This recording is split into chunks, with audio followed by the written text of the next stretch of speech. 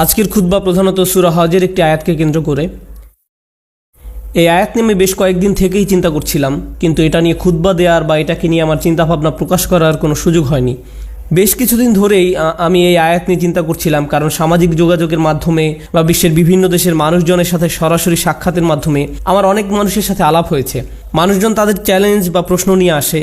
আপনাদেরকে আমি প্রথমে কী ধরনের আলাপচারিতার কথা বলছি সে সম্পর্কে কিছুটা ধারণা দিয়ে তারপর কেন আমি এই আয়াতটা আমাদের সকলের মনে রাখা উচিত সেটা জানাতে চাই। আমরা এখন এমন এক সময়ে বাস করছি যখন আমরা অনেক বিভ্রান্তির ধাঁধায় পড়ে আছি। আমাদের সকলের অনেক প্রশ্ন আছে। উদাহরণস্বরূপ, মানুষ অনেক কঠিন পরীক্ষার মধ্য দিয়ে যাচ্ছে তাদের ব্যক্তিগত জীবনে। যখন একজন বিশ্বাসী তার দিন সম্বন্ধে খুব ভালোভাবে জানে এবং তার আল্লাহর কিতাব সম্পর্কে জানে এবং তার অনুধাবন করে সেই প্রশান্তি, আন্তরিক পরামর্শ এবং আল্লাহর কিতাব যে উপশম প্রদান করে, তার প্রেরিত নবী সাল্লাল্লাহু আলাইহি ওয়াসাল্লাম সুন্নাত থেকে যা পাওয়া যায়, তখন তার আল্লাহর দিনে প্রশান্তি পায়। কিন্তু এখন আমরা এক অদ্ভুত সময় বাস করছি। আমরা এটাকে তথ্যের যুগ বলি, কিন্তু আমাদের বেশিরভাগই আমাদের নিজেদের ধর্ম সম্বন্ধে বেশি কিছু জানি না। আমরা সত্যিই জানি না কিভাবে আমাদের কিতাব এবং আমাদের বিশ্বাস এবং আমাদের ধর্মগ্রন্থ আমাদের উপশম দিতে পারে। এটা কিভাবে আমাদের কঠিন সময় সাহায্য করতে পারে। যখন এমনটা ঘটে তখন আমরা শয়তানের সহজ শিকারে পরিণত হই। যখন মানুষ কঠিন সময়ের মধ্য দিয়ে যায় তখন শয়তান তাদের কাছে সকল প্রকারের চিন্তা নিয়ে আসে। ধরুন কেউ অসুস্থ, সে হাসপাতালে এবং সে সব ধরনের ওয়াসওয়াসা পাচ্ছে বিশ্বাসের ব্যাপারে। কদরকে নিয়ে প্রশ্নের মুখোমুখি হচ্ছে। মানুষ চাকরি হারিয়ে ফেললে, বিয়েটা সুখকর না হলে, লেখাপড়ার ক্ষেত্রে মুশকিল দেখা দিলে, আপনি যে সমস্যার মধ্যে দিয়ে যান না কেন, বা স্বাস্থ্য সংক্রান্ত কিছু হতে পারে, এমন ক্ষেত্রে প্রশ্ন করতে শুরু করা খুব সহজ। আল্লাহ কি আদৌ আমাকে ভালোবাসেন? তিনি কেন আমার সাথে এমন আচরণ করছেন? আমার কি দোষ ছিল যে আমি এই সমস্যায় পড়ব? আমি এত দোয়া করলাম, আল্লাহ তাতে সাড়া দিলেন না, সে কোনো পরোয়াই করলেন না। আমি পুরো রমজান মাস প্রার্থনা করলাম, এমনকি উমরাও করলাম। আমি এখনও দোয়া করছি যে আমার সন্তানকে আরোগ্য দিন, আমার এই সমস্যা দূর করে দিন, কিন্তু আমার সেই সমস্যা তো এখনও আছে। এসব আপনার ব্যক্তিগত জীবনে, এবং এটাই যথেষ্ট কঠিন। উপরন্তু সারা দুনিয়ায় একটা সংকটকাল চলছে। উদাহরণস্বরূপ, আপনাদের অনেকের পরিবার সিরিয়ায় আছে, বা সারা দুনিয়ায় সিরিয়ার মতো জায়গায়, যে জায়গাগুলো পুড়ছে, যেখানে পরিবার নিরাপদ নয়, সন্তানেরা নিরাপদ নয়, যেখানে সব ধরনের মানবিক বিপর্যয় ঘটে চলছে এবং মানুষ মারা যাচ্ছে। ব্যাপারটা অনেকটাই যেন রাসূল সাল্লাল্লাহু আলাইহি ওয়াসাল্লামের বাণীকে পূর্ণ করার জন্য, যে হত্যাকারী জানবে না যে সে কেন মারছে, আর যাকে হত্যা করা হচ্ছে সেও কারণটা জানবে না। এমন এক সংকটময় পরিস্থিতিতে অনেক মানুষ প্রশ্ন করা শুরু করে যে কেন আমরা ব্যক্তিগত জীবনে তো বটেই, এমনকি সারা দুনিয়ায় পাগলাটে ঘটনা ঘটে চলছে। এই সব কিছুতে আল্লাহ কোথায়? তিনি কি এইসব সমস্যা দূর করতে পারেন না? এমন তো না যে আমরা দোয়া করছি না। কুনুতে নাজিলা প্রতি রাতেই সারা দুনিয়ায় মসজিদে পড়া হচ্ছে। আল্লাহুম্মা সুরিল ইসলাম ওয়াল মুসলিমিন, আইজিল ইসলাম ওয়াল মুসলিমিন। মুসলিমদের সহায়তা করুন, ইসলামকে সহায়তা করুন, মুসলিমদের শক্তি দিন, ইসলামকে শক্তি দিন। হে আল্লাহ, আমাদের দিনের শত্রুদের বিরুদ্ধে শক্তি দিন। মনে হচ্ছে যে শত্রুরা দিন দিন আরও শক্তিশালী হচ্ছে আর বেশি বেশি করে রক্তপাত ঘটাচ্ছে। সেই মুহূর্তে কোনো ব্যক্তি তার ধর্ম নিয়ে খুবই হতাশ হয়ে যায় এবং চিন্তা করা শুরু করে এসবের কোনো মানে হয় না, আমি কেন দোয়া করব, কিছুই তো বদলাবে না। এটা কিন্তু আসলে খুব সার্বজনীন একটা সমস্যা। এই সমস্যার ফলাফলস্বরূপ কিছু জিনিস ঘটে। কিছু মানুষ দোয়া করাই বন্ধ করে দেয়। শুধু দোয়াই নয়, এমনকি তারা নামাজ পড়াও বন্ধ করে দেয়, পরোয়া করে না। নামাজকে আল্লাহ এভাবে বর্ণনা করেছেন যে এটা একটা সুরক্ষা, এটা একটা সুরক্ষা। ইন্না সালাতা তানহা আনিল ফাহশাই ওয়াল মুনকার। নামাজ আপনাকে সব ধরনের লজ্জাহীনতা, অশ্লীল আচরণ এবং সব ধরনের ক্ষতি থেকে রক্ষা করে, সব ধরনের ক্ষতি থেকে রক্ষা করে। সুতরাং আল্লাহ যখন এমনটা বলেন এবং কোনো ব্যক্তি নামাজ ত্যাগ করে, তখন তারা আসলে সরাসরি শয়তানের শিকারে পরিণত হয়, সব ধরনের খারাপ কাজ করে যাবে এবং যে করছে সে বুঝতেও পারবে না যে সে কেন এই কাজটা করছে। এরপরে এমন মানুষও কিন্তু আছে যারা অত দূর যায়নি, তারা এখনও দিনের উপর অধিষ্ঠিত আছে, তারা এখনও দিনকে ধরে রেখেছে, কিন্তু তারা কোনো মতে ধরে আছে, কোনো ক্রমে ধরে আছে, তারা কোনো ক্রমে জুমার নামাজে আসে, এমনকি সেটাও তার জন্য সংগ্রাম। কিছু মানুষের অবস্থা এত খারাপ হয়ে যায় যে তারা একটা মসজিদের ভিতর বেশি সময় থাকতেও পারে না। যদিও কোনো কারণে তারা থাকে, তাহলে অস্বস্তি বোধ করা শুরু করে। এমন ঘটনা ঘটে। আমার এমন অনেক মানুষের সাথে সাক্ষাৎ হয়েছে। আমি মনে করি না যে তারা খারাপ মানুষ। যাই হোক, আমি মনে করি কিছু মৌলিক বিষয় ঠিক ছিল না, কিছু নির্দিষ্ট চিন্তা, কিছু নির্দিষ্ট ধারণা, কিছু নির্দিষ্ট অনুভূতিতে ভুল আছে। আর সেই ভুল অনুভূতির কারণে একজন খুব বিপজ্জনক পথে চলে, সেই পথে যেটা পথভ্রষ্টতার দিকে নিয়ে যায়।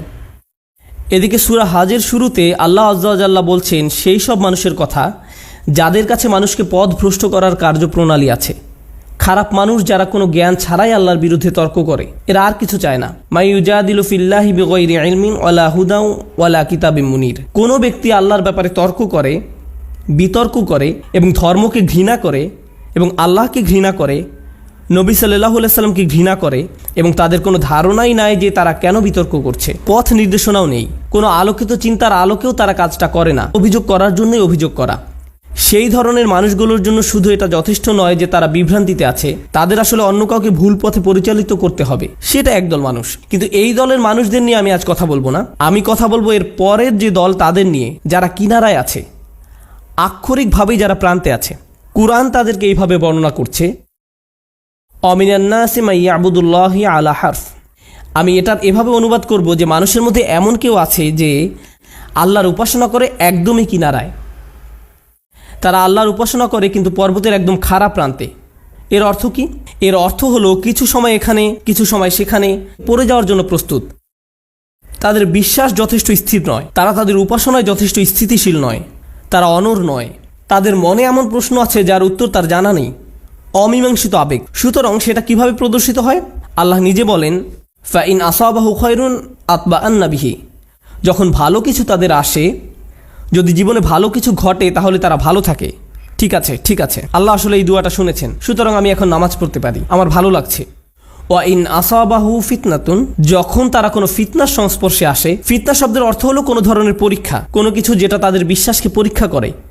সুতরাং আল্লাহ খাইরের বিপরীত শব্দ শার ব্যবহার করেননি, এখানে শব্দটি হবে শার। সুতরাং আপনি হয়তো আশা করছিলেন যে আল্লাহ বলবেন ফা ইন আসাবাহু খায়রুন ইতমাআন্না বিহি ওয়া ইন আসাবাহু শাররুন।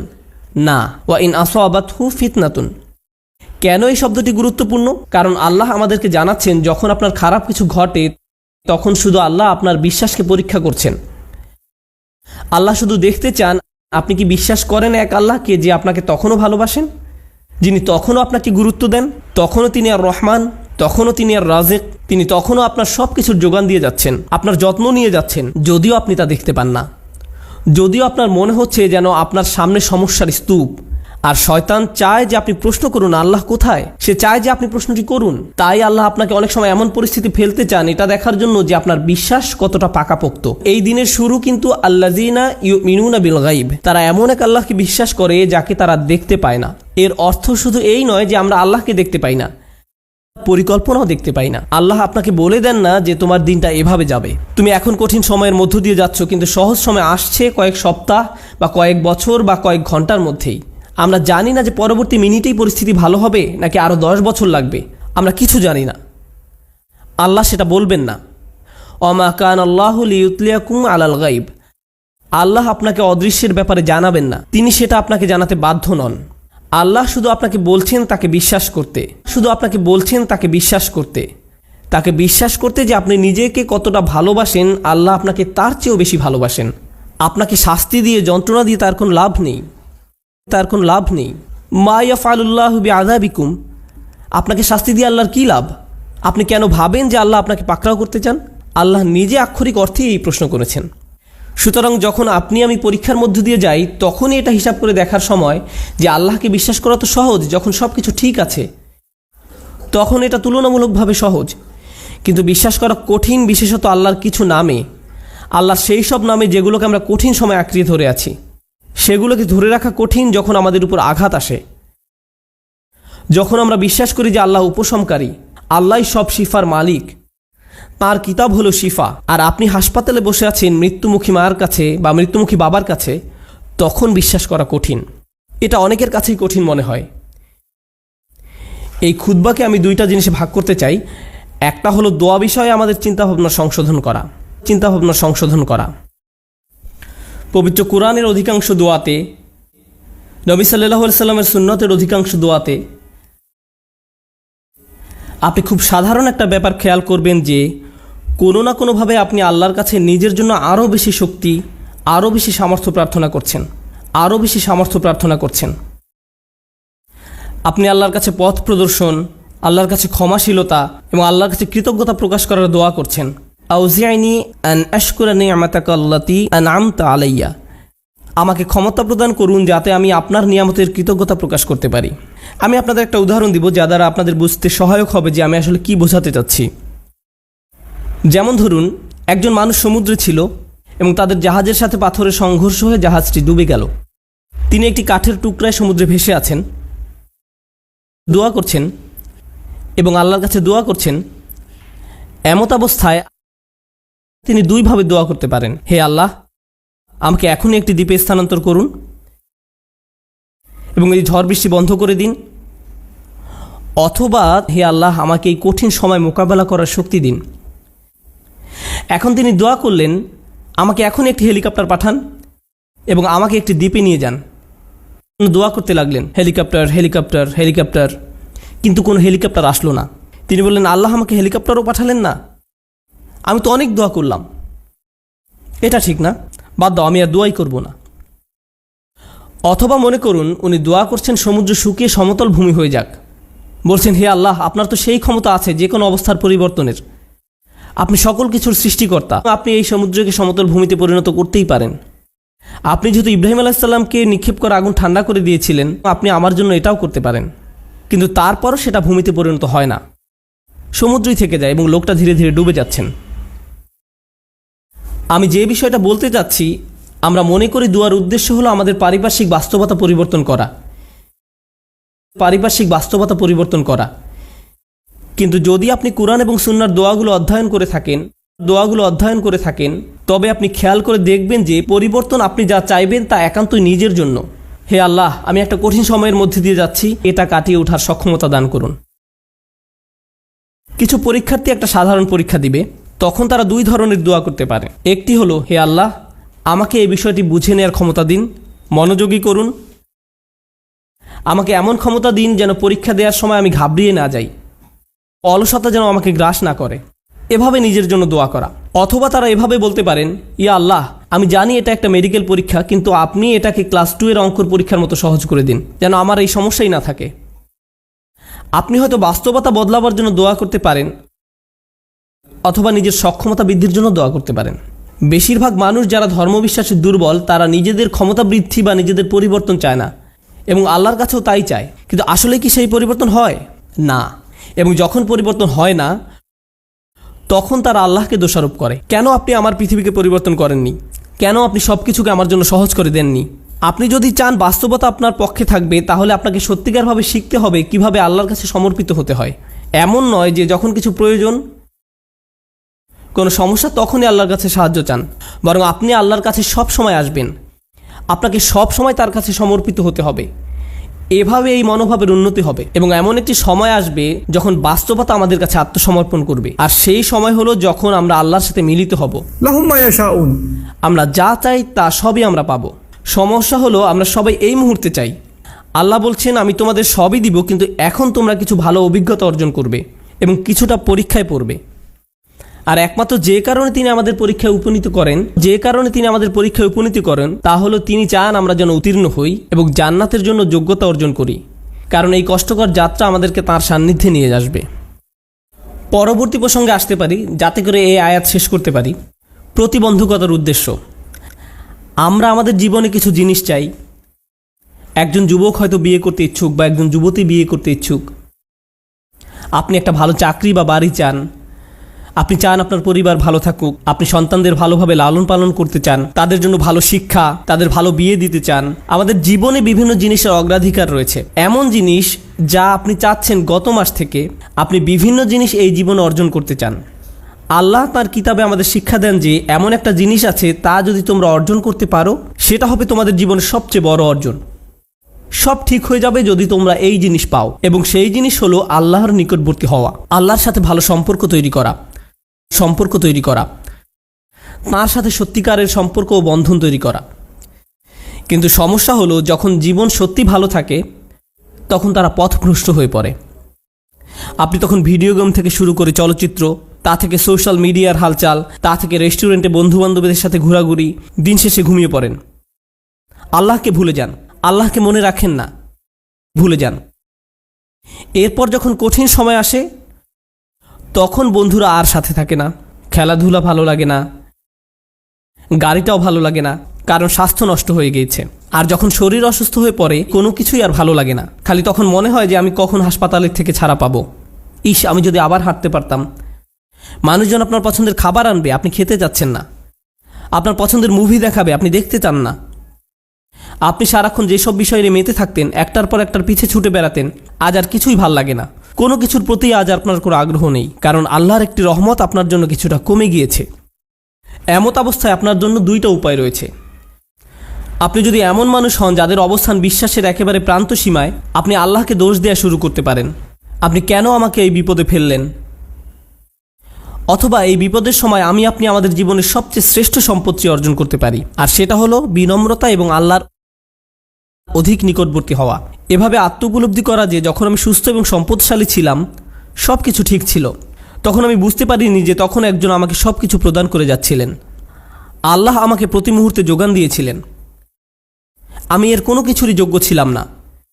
এজন্যই আল্লাহ সুবহানাহু ওয়া তাআলা বলেন, উলাইকা লাহুম নাসিবুম মিম্মা কাসাবু। উলাইকা লাহুম নাসিবুম মিম্মা কাসাবু। আল্লাহ ফাদলের কথাও বর্ণনা করেছেন, অবতাগু মিন ফাদলিল্লাহ। আল্লাহর অনুগ্রহ তালাশ করো। আপনি কিছু উপার্জন করতে পারেন না, আপনি যা কিছুই পান তা আপনার প্রতি আল্লাহর অনুগ্রহ মাত্র।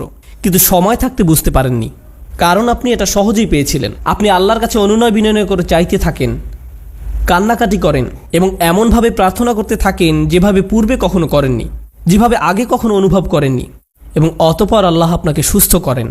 তারপর আপনি অনুধাবন করেন হাসপাতালে সেই একান্ত মুহূর্তগুলো, সেইগুলো ছিল আপনার গোটা জীবনের শ্রেষ্ঠতম সুমিষ্ট সময়। জীবনের সেই সামান্য সময়গুলোতেই আপনার এবং আল্লাহর মাঝে আর কিছু ছিল না।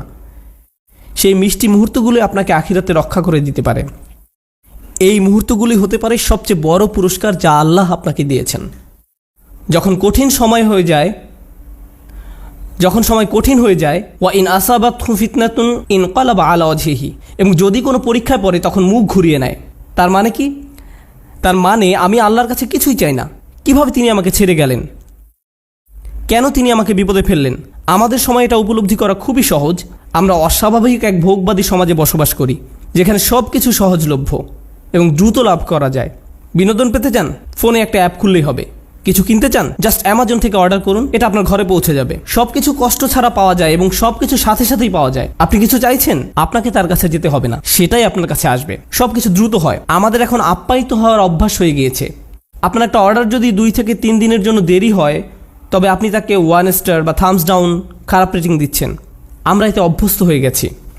এমত অবস্থায় আপনি যখন আল্লাহর কাছে দোয়া করছেন, আপনার সমস্যাগুলো সমাধান চাইছেন, আপনার সব কিছু দ্রুত এবং ত্বরিত করা দরকার। আমার আর ভালো ভোক্তা অধিকার চাই। যখন এটা হয় না, তখন আপনি বলেন বাজে সার্ভিস।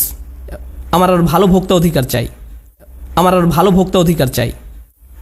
আপনার ভাবখানা তখন এমন হয়ে যায় যে আমি আল্লাহর কাছে আর কিছুই চাইব না, কোনো অর্ডার দিব না। আপনি এখন ক্রেতার মতো সুবিধা পেতে চান, আর আপনি আল্লাহর কাছ থেকে মুখ ফিরিয়ে নেন এবং বলেন তিনি আমার কথা শুনছেন না, আমার সমস্যার সমাধান করছেন না। বুঝতে চেষ্টা করুন যে সবার জন্য আল্লাহর পরিকল্পনা রয়েছে। দুটো উদাহরণ দিচ্ছি। ইয়াকুব আলাইসাল্লামের ক্ষেত্রে দেখুন, তিনি তার ছেলে ইউসুফ আলাইসাল্লামকে হারিয়ে ফেলেন। আল্লাহ বহু বছর পর সেই সন্তানকে তার কাছে ফিরিয়ে দেন। আবার মুসা আলাইসাল্লামের ক্ষেত্রে মুসা আলাইসাল্লামের মা তার সন্তান হারিয়েছিলেন, কিন্তু কয়েক ঘন্টার ব্যবধানে আল্লাহ সে বাচ্চাটাকে ফেরত দেন।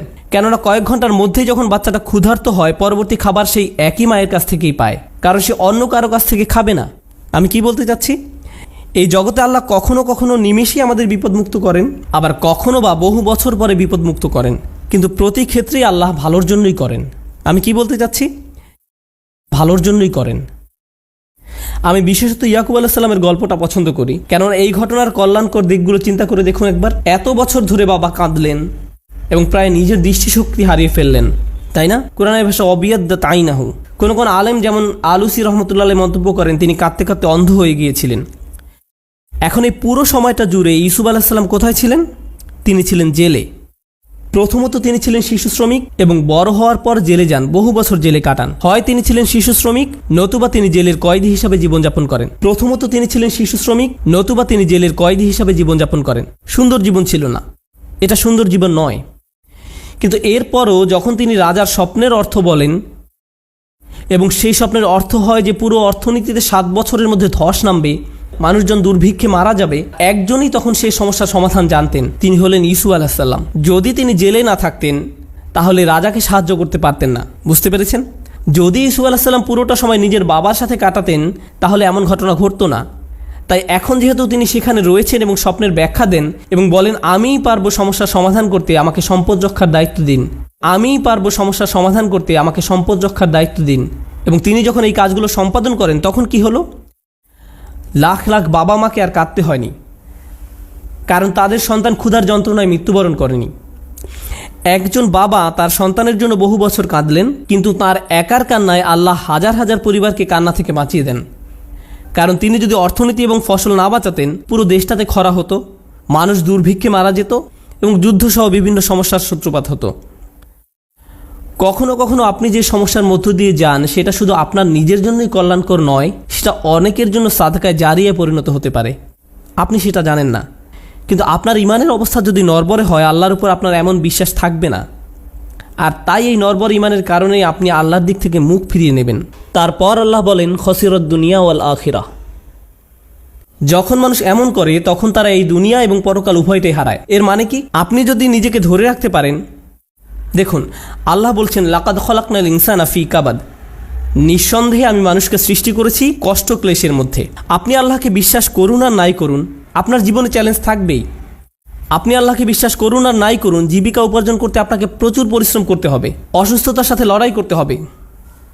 এই জীবনটা এমন নয় যে বিশ্বাসীরা এখানে বিলাসী জীবনযাপন করবে আর অবিশ্বাসীরা কষ্টে থাকবে। আল্লাহ সব মানুষকেই কষ্ট ক্লেশের মধ্যে সৃষ্টি করেছেন, তিনি এটাই বলছেন। এখন আপনি যদি ইমানের সাথে এই কষ্ট ক্লেশ অতিক্রম করতে পারেন তাহলে এই জীবনে যেমন আপনি সফলতা লাভ করবেন তেমনি পরকালীন জীবনেও সফল হবেন। আপনি এমন মানসিক প্রশান্তি লাভ করবেন যা অবিশ্বাসী কারো পক্ষে লাভ করা সম্ভব না। আপনি এবং অবিশ্বাসী দুজনই অসুস্থ, কিন্তু আপনি অসুস্থ থাকা সত্ত্বেও প্রশান্তি লাভ করেন আর সে কোনো প্রশান্তি পায় না। আপনি এবং অবিশ্বাসী দুজনে একই ধরনের অর্থনৈতিক সমস্যায় থাকবেন, একই ক্ষুধায় থাকবেন, তারপরেও আপনার অন্তর প্রশান্ত। এত কিছুতে আল্লাহ আপনাকে শান্তি দিচ্ছেন, পুরস্কৃত করছেন, শান্তি দিচ্ছেন, তিনি এখনও আপনাকে রক্ষা করছেন। যারা বিপদে পড়লে আল্লাহর দিক থেকে মুখ ফিরিয়ে নেয় তাহলে আপনি এই দুনিয়ায় শান্তিও হারাবেন, তো আখেরাতে তো হারাবেনই। খসিরাত দুনিয়া ওয়াল আখিরা। আল্লাহ নিকট এই বলে দোয়া করি, রব্বানা আতিনা ফিদ দুনিয়া হাসানা ওয়া ফিল আখিরাতি হাসানা। হে আমাদের রব, আমাদের দুনিয়ায় হাসানা দান করুন এবং পরকালের হাসানা দান করুন। এখানে হাসানা শব্দের উপযুক্ত অর্থ হলো যখন আপনি আল্লাহর কাছে জীবনের জন্য ভালো কিছু চান, অর্থাৎ ভবিষ্যতের জন্য ভালো চাওয়া, আখিরাতের জন্য চাওয়া একই সময়। এটা হলো রব্বানা আতিনা ফিদ দুনিয়া হাসানা ওয়া ফিল আখিরাতি হাসানা। এবং এই কারণে অফিল আখিরাতে হাসানা, ফলশ্রুতিতে আখিরাতের কল্যাণ, যেটা ভিতর বাহির উভয় দিক থেকেই সুন্দর। অফিল আখিরাতে হাসানা। তো আল্লাহ বলেন যালিকা হুয়াল খুসরানুল মুবিন, এটি হলো সুস্পষ্ট ক্ষতি। কোরআনে ক্ষতির জন্য 3টি শব্দ ব্যবহার করা হয়েছে। আল্লাহ ব্যবহার করেছেন খুসর, ইন্নাল ইনসানা লাফি খুসর। তিনি ব্যবহার করেছেন খসরান এবং খুসরান। খুসরান হলো মাজদার সিগাতুল মুবালাগা, চরম পর্যায়ের ক্ষতি, কল্পনাতীত ক্ষতি। আল্লাহ তাআলা যত ক্ষতির কথা বলেন তার মধ্যে সবচেয়ে খারাপ হলো এটা। এমন একজন যে সত্যিকারের ইমানদার ছিল, যখন সময় খারাপ হয়ে পড়ে তখন ইমান হারিয়ে ফেলে, যার ফলে সে এই জীবন এবং পরকাল উভয়টাই হারায়। তার কিন্তু সব ছিল, আল্লাহ তার জন্য সব সাজিয়ে রেখেছিলেন, তার জন্য সব সাজিয়ে রাখা হয়েছিল। সুতরাং আমি এই কথা বলে শেষ করছি, আল্লাহ আযজা ওয়া জাল্লা বর্ণনা করেন আল্লাযীনা ইয়ারিসুনাল ফিরদাউস, তারা ফিরদাউসের উত্তরাধিকার লাভ করবে। অবাক করা শব্দ। আল্লাহ অনেক জায়গায় বলেন তারা জান্নাতে প্রবেশ করবে, কিন্তু সূরাতুল মুমিনে আল্লাহ বলেন তারা জান্নাতের উত্তরাধিকার লাভ করবে। আপনারা জানেন উত্তরাধিকার হলো তা যা আপনি আপনার পূর্বপুরুষের কাছ থেকে পেয়ে থাকেন। আপনার পরিবার এটার মালিক ছিল।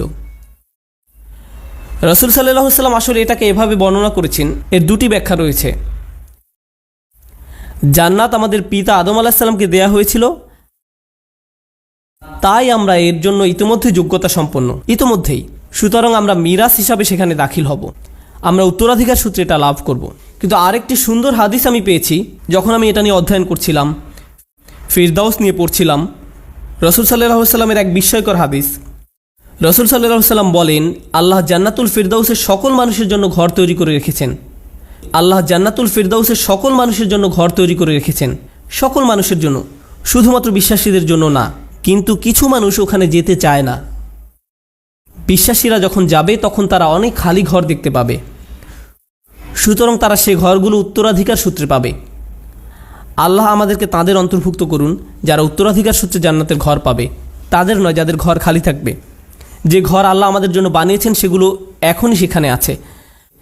আপনার প্রতি আল্লাহর প্রত্যাশা রয়েছে যে আপনি সর্বশ্রেষ্ঠ জান্নাতে প্রবেশ করতে পারবেন, সুতরাং এটা নষ্ট করবেন না। দুর্বল ঈমান নিয়ে থাকবেন না, আল্লাহর প্রতি নিজের বিশ্বাস হারাবেন না। জীবনের কঠিন সময়গুলোকে এভাবে দেখুন। আল্লাহ দেখতে চান আপনি সেই ঘরগুলোর জন্য কতটুকু মূল্য দিতে চান। আল্লাহ আমাদের কঠিন সময়গুলো তার সহায়তায় পার করার তৌফিক দিন, এবং যাতে আমরা কখনোই কোনো পরিস্থিতিতেই তার উপর থেকে বিশ্বাস না হারাই। বারাকাল্লাহু লি ওয়া লাকুম। আসসালামু আলাইকুম ওয়া রাহমাতুল্লাহি তাআলা ওয়া বারাকাতুহু।